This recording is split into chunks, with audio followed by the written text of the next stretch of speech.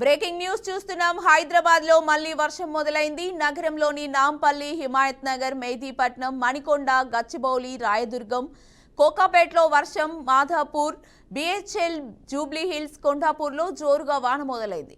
ప్రజలు అప్రమత్తంగా ఉండాలని పోలీసులు సూచిస్తున్నారు. అత్యవసరమైతేనే బయటకు రావాలని పోలీసులు ఆదేశిస్తున్నారు.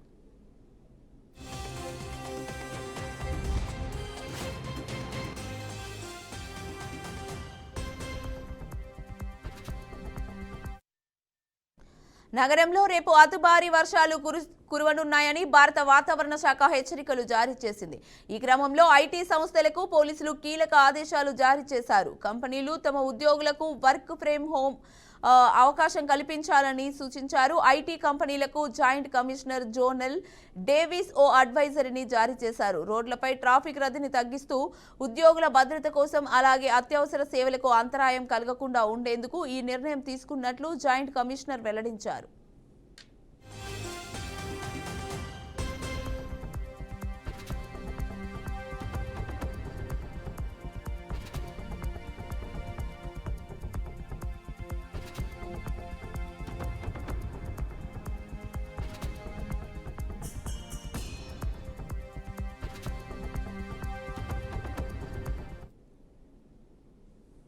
అనకాపల్లి జిల్లా కసింకోట మండలం నూతనగుంటపాలెం రిలయన్స్ పెట్రోల్ బంక్ వద్ద ఓ ప్రైవేట్ బస్సు బోల్తా పడింది. ఒరిస్సాలోని అడ్డుబంగి నుండి హైదరాబాద్ వెళ్తున్నట్లు స్థానికులు తెలిపారు. భారీగా కురుస్తున్న వర్షం కారణంగా బస్సు స్కిడ్ అయ్యి స్టీరింగ్ లాక్ అవడంతో ప్రమాదం జరిగిందని బస్సు డ్రైవర్ చెప్పారు. ప్రమాద సమయంలో బస్సులో పిల్లలతో సహా 35 మంది ప్రయాణికులు ఉన్నారన్నారు. ఈ ప్రమాదంలో పలువురికి తీవ్ర గాయాలు కావడంతో వారిని స్థానిక ఆసుపత్రికి తరలించినట్లు స్థానికులు తెలిపారు. హైటెన్షన్ విద్యుత్ ట్రాన్స్ఫార్మర్ పక్కన పడడంతో పెద్ద ప్రమాదం తప్పిందని ప్రయాణికులు ఊపిరి పీల్చుకున్నారు. అడ్డుబంగి ఎక్కడ వరుసది ఎక్కడికి వెళ్తుంది? ఎంతమంది ఉన్నారు బస్సులో ప్రయాణికులు? 35 మంది. ఎలా జరిగి ఉంటుంది ఇది యాక్సిడెంట్? వర్షానికి స్కిడ్ అయ్యి స్టీరింగ్ లాక్ అయ్యి ఇలా లక్కీ దెమ్మ తగిలేసి పడుతుంది. ఇందులో ఎవరికన్నా బాగా దెబ్బలు తగిలియా?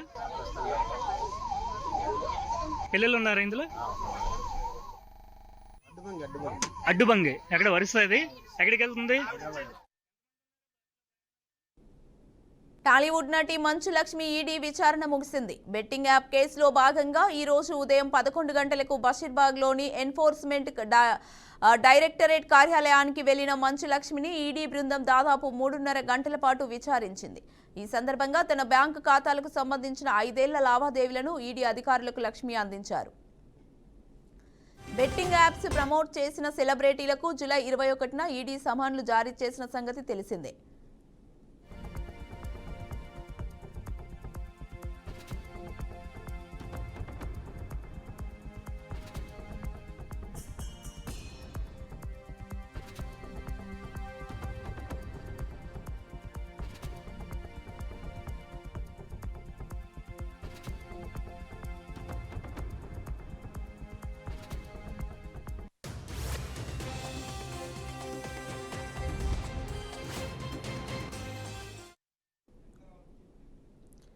ఈ కేసులో జూలై 30న ప్రకాష్ రాజ్, ఈ నెల 6న విజయ్ దేవరకొండ, 11న హీరో రానా ఈడీ ముందు హాజరయ్యారు.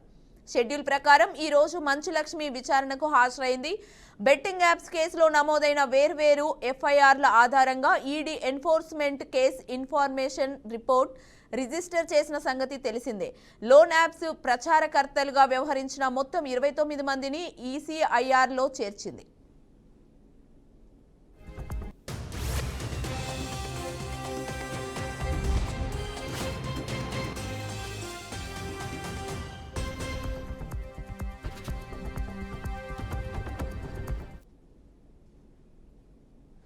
హైదరాబాద్ చందనగర్లో సంచలనం సృష్టించిన ఖజానా జ్యువెలర్స్ దోపిడీ కేసులో పోలీసులు కొంత పురోగతి సాధించారు.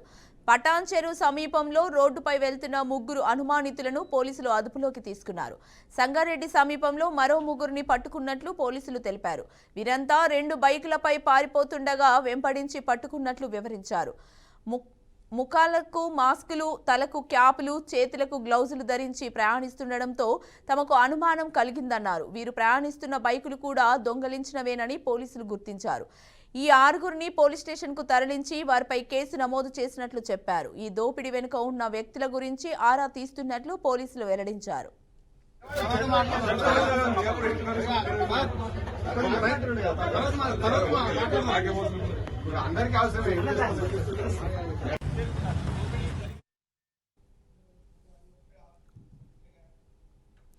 తెలంగాణ వ్యాప్తంగా భారీ వానలు ముంచెత్తుతున్నాయి. పలు జిల్లాల్లో జనజీవనం అస్తవ్యస్తంగా మారింది.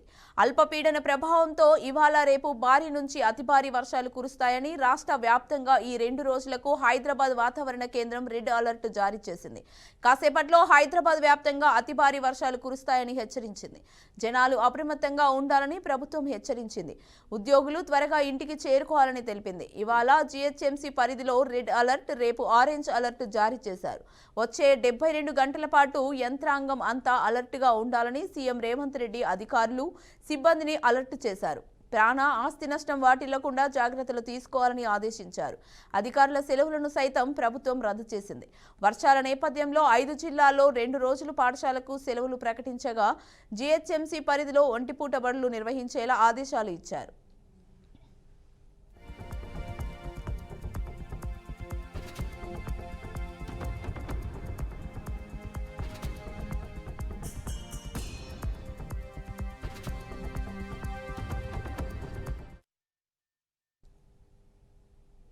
ఏపీ లిక్కర్ స్కామ్ కేసులో 12 మంది నిందితులను ఏసీబీ కోర్టులో సిట్ అధికారులు హాజరుపరిచారు. హైదరాబాద్లో సిట్ సీజ్ చేసిన 11 కోట్ల రూపాయల విషయంలో ఆధారాలు ధ్వంసం చేస్తున్నారని కోర్టుకు రాజ్ కసిరెడ్డి తెలిపారు. కాల్ డేటా రికార్డ్స్ పై స్వచ్ఛంద సంస్థలతో విచారణ జరిపితే అసలు విషయం బయటకు వస్తుందని చెప్పారు. ఎస్బీఐ, సిట్ కలిసి ఆధారాలను ధ్వంసం చేస్తున్నాయని కోర్టు దృష్టికి రాజ్ కసిరెడ్డి తరపు న్యాయవాది తీసుకెళ్లారు. ఇక సిట్ అధికారులు రాజ్ కసిరెడ్డి తరపున వాదనలు విన్న కోర్టు నిందితుల రిమాండ్ పొడిగించింది. ఈ నెల 26 వరకు రిమాండ్ పొడిగిస్తూ ఏసీబీ కోర్టు ఆదేశించింది. దీంతో 12 మంది నిందితులను జైలుకు తరలిస్తున్నారు.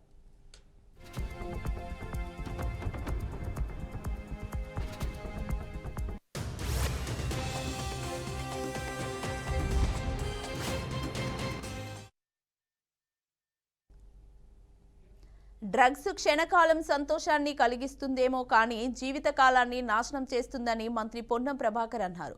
సిద్దిపేట జిల్లా హుస్నాబాద్లో యాంటీ డ్రగ్స్ పై యువతకు అవగాహన ర్యాలీలో సిపి అనురాధ అధికారులతో కలిసి మంత్రి పాల్గొన్నారు. మాదక ద్రవ్యాలకు వ్యతిరేకంగా డ్రగ్స్ రహిత జీవన శైలికి దూరంగా ఉంటామని విద్యార్థులతో, యువతతో మంత్రి ప్రతిజ్ఞ చేయించారు. చుట్టుపక్కల ఎవరైనా మాదక ద్రవ్యాలు వినియోగిస్తే అధికారులకు సమాచారం ఇవ్వాలని పొన్నం సూచించారు. ప్రపంచ దేశాలతో మన దేశం పోటీ పడాలంటే పాశ్చాత్య దేశాలను పట్టిపీడిస్తున్న మాదక ద్రవ్య రోగం మన ప్రాంతానికి రాకుండా చూడాలని యువతకు మంత్రి పొన్నం పిలుపునిచ్చారు. వ్యతిరేకంగా మనం అందరం కూడా ప్రతిజ్ఞ చేయడానికి, అదేవిధంగా మారక ద్రవ్య వ్యతిరేక సైనికులుగా మనం తయారై మన చుట్టుపక్కల కానీ మన తోటి కానీ ఎవరైనా మారక ద్రవ్యాలు వినియోగిస్తున్నట్టయితే 1908కు సమాచారం ఇవ్వడంతో పాటుగా దగ్గరున్నటువంటి ప్రభుత్వ అధికారులకు సమాచారం ఇచ్చి మద్యం ఒక క్షణం, మత్తు ఒక క్షణం ఆనందాన్ని కలిగిస్తుంది కావచ్చు, కానీ మొత్తం జీవితం యొక్క కళల్ని నాశనం చేస్తుంది అనే అంశాన్ని స్పష్టంగా చెబుతూ మత్తుకు దూరంగా ఉండాలనే ఆలోచనతోటి నషాయుక్త భారత్ అభియాన్ కింద ఈరోజు దేశవ్యాప్తంగా మారక ద్రవ్యాలకు వ్యతిరేకంగా ఈ కార్యక్రమం జరుగుతూ ఉంది.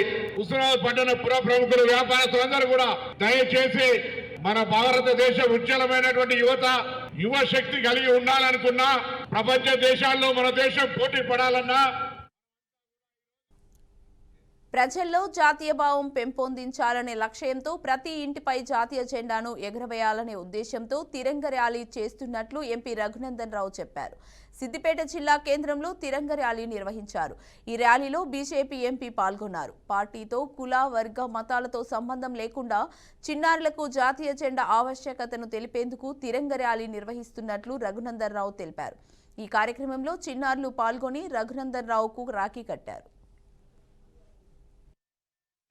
వందే మాతరం, వందే మాతరం, మాతరం మాతరం, వందే మాతరం, జై శ్రీరామ్, జై శ్రీరామ్. మరొకసారి జాతీయ భావనను పెంపొందించాలనే లక్ష్యంతో ప్రతి ఇంటి మీద 15 ఆగస్టులో జెండా ఎగిరేయాలనేటువంటి ఒక లక్ష్యంతో భావి భారత పౌరులైనటువంటి చిన్నారులని ఎడ్యుకేట్ చేసేటువంటి దిశగా ప్రతి పట్టణంలో ప్రతి మండల కేంద్రం లోపల జాతీయ జెండాలతో తిరంగా ర్యాలీని దేశవ్యాప్తంగా పార్టీతో సంబంధం లేకుండా ఈ గడ్డ మీద పుట్టిన ప్రతి బిడ్డ irrespective of caste, creed, race, region, religion, I am an Indian అని చెప్పుకునేటువంటి రీతిలో ప్రతి భారతీయుల లోపల మన చరిత్ర, మన పాఠ్య పుస్తకాలని సరిగా చెప్తలేరు కాబట్టి పిల్లలకి జాతీయ జెండా యొక్క ఆవశ్యకతను తెలియజెప్పాలనేటువంటి ఉద్దేశంతో ఈరోజు సిద్దిపేట పట్టణం లోపల ఈ తిరంగా ర్యాలీ కార్యక్రమాన్ని ఏర్పాటు చేయడం జరిగింది. దీంట్లో పాల్గొంటున్నటువంటి భావి భారత పౌరులకి, పట్టణ పుర ప్రముఖులందరికీ కూడా ఈ సందర్భంగా శుభాకాంక్షలు, అభినందనలు తెలియజేస్తాము. మరొకసారి నెల్లూరు జిల్లా కోవూరు మండలంలో అనుమతులు లేని లేఅవుట్లపై కోవూరు తహసీల్దార్ సమావేశం నిర్వహించారు. ఈ సమావేశంలో తహసీల్దార్ సుబ్బయ్య, ఎంపీడీఓ శ్రీహరి, వీఆర్ఓలు, పంచాయతీ కార్యదర్శులు పాల్గొన్నారు. మండలంలోని అనుమతులు లేని లేఅవుట్లను గుర్తించి ఆన్లైన్లో అప్లై చేసుకునే విధంగా వీఆర్ఓలు, పంచాయతీ కార్యదర్శులు కృషి చేయాలని తహసీల్దార్ సూచనలు చేశారు. కోవూరు మండలంలో 17 అనుమతులు లేని లేఅవుట్లు ఉన్నాయని ఎంపీడీఓ శ్రీహరి తెలిపారు. వాటిలో ఫ్లాట్లు కొనుగోలు చేసిన వారు రెగ్యులర్ ఫీజు చెల్లించి అనుమతులు పొందాలని సూచించారు.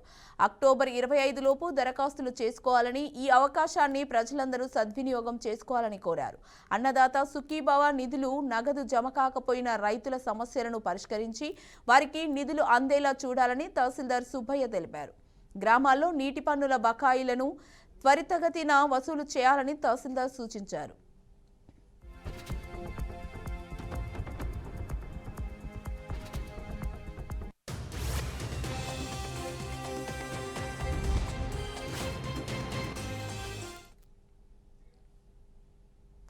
వరంగల్ జిల్లాలో 3వసారి శ్రీకృష్ణ జన్మాష్టమి వేడుకలు అంగరంగ వైభవంగా నిర్వహించబోతున్నట్లు మాజీ చైర్మన్ సుందర్ రాజ్ అన్నారు. ప్రపంచంలో బైబిల్ తర్వాత వివిధ దేశాల్లో శ్రీకృష్ణ వేడుకలు ఘనంగా చేస్తున్నారని చెప్పారు. శ్రీకృష్ణుడు అంటే తమ తాత అని ఈ వేడుకలకు అందరూ రావాలన్నారు. 16న హనుమకొండ కాళోజీ కళాక్షేత్రంలో వేడుకలు నిర్వహించనున్నారు. కృష్ణ జన్మాష్టమి వేడుకలు ఘనంగా తెలంగాణలో వరంగల్ హన్మకొండ నడిబొడ్డున 3వసారి పెద్ద ఎత్తున జరుపుకోవడానికి మా గొల్ల కుర్మలందరూ కలిసి ఇవాళ ఆట పాటలతో 16వ తారీఖు నాడు కాళోజీ కళాక్షేత్రంలో గొప్పగా జరుపుకోవడానికి నిర్ణయం జరిగింది. ఇవాళ మీరందరికీ తెలుసు, శ్రీకృష్ణ వందే జగద్గురు అని ప్రపంచం మొత్తం ఇవాళ భగవద్గీతను అనుసరిస్తూ ఇవాళ ఒక భారతదేశమే కాదు, ఇవాళ Gita festivals America, Canada, London, Mauritius, శ్రీలంకలో కూడా 3 రోజుల పాటు జరుపుకుంటారు గీతా ఫెస్టివల్స్. అంటే ఇవాళ గీత అనేది ప్రపంచానికే ఒక బైబుల్ లాగా అయిపోయింది. ఇవాళ క్రిస్టియన్ మతంలో ఉన్నా కానీ, ముస్లిం మతంలో ఉన్నా కానీ ఇవాళ ప్రతి ఒక్కరూ ఇవాళ కృష్ణుని అనుసరించి, ఆ గీత బోధనలు అనుసరించి సమాజం ముందడికి వెళ్తున్న తరుణంలో ఇదొక ఇస్కాన్ లాంటి ఇట్లా చాలా వ్యవస్థలు కృష్ణుని, మేము శ్రీకృష్ణుని అసలు వారసులం. శ్రీకృష్ణ జన్మ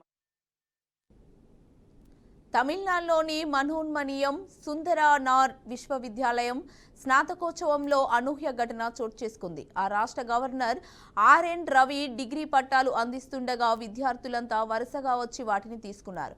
అయితే జీన్ జోసెఫ్ అనే ఓ విద్యార్థిని మాత్రం గవర్నర్ పిలుస్తున్నా పట్టించుకోకుండా పక్కనే ఉన్న యూనివర్సిటీ వైస్ ఛాన్సలర్ చంద్రశేఖర్ నుంచి డిగ్రీని అందుకుంది. దీనికి సంబంధించిన వీడియో సోషల్ మీడియాలో వైరల్గా మారింది. సదరు విద్యార్థిని గవర్నర్ పట్ల వ్యవహరించిన తీరుపై సోషల్ మీడియాలో విమర్శలు వెల్లువెత్తుతున్నాయి. ఆ విధంగా ప్రవర్తించిన విద్యార్థిని జీన్ జోసెఫ్ అధికారిక డిఎంకే పార్టీకి చెందిన Nagercoil deputy secretary M Rashan భార్యగా గుర్తించారు. గవర్నర్కు అధికార డిఎంకే ప్రభుత్వానికి మధ్య ఉన్న భేదాభిప్రాయాల కారణంగా ఆమె ఉద్దేశపూర్వకంగానే స్టేజ్పై ఈ విధంగా ప్రవర్తించినట్లు తెలుస్తోంది.